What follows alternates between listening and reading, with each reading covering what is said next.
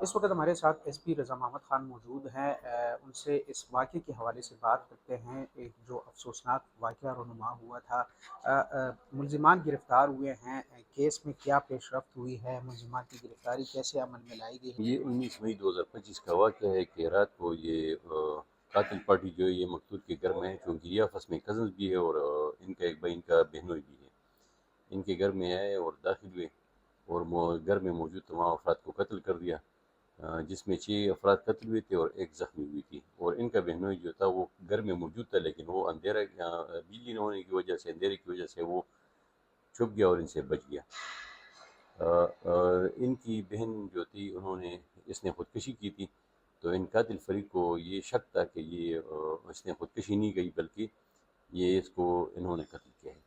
اچھا، ملزمان کو کہاں سے گرفتار کیا گیا تھا؟ چونکہ یہ واقعہ بہت زیادہ افسوسناک تھا، تو ہمارے سینئر افسران جو تھے،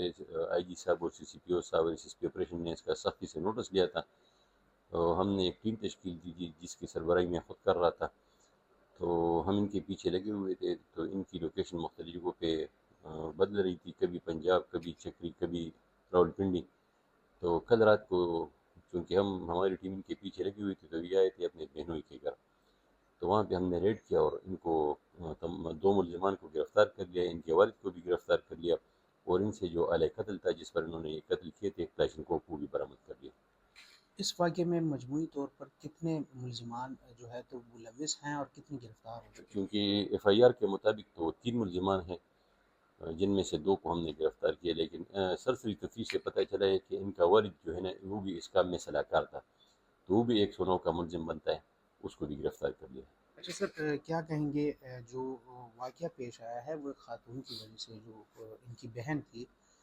ان کہا یہ جا رہا ہے کہ انہوں نے بھی خودکشی کی ہے، پھانسی لگائی ہے، تو اس کیس کے حوالے سے چونکہ اس کی بھی ایف آئی آر یا درخواست نہیں دی گئی اور یہ واقعہ پیش آیا، تو اس حوالے سے کیا کرے گی پولیس؟ اس کے حوالے سے ہم نے 174 ضابطہ فوجداری کے تحت ہم نے انکوائری شروع کی،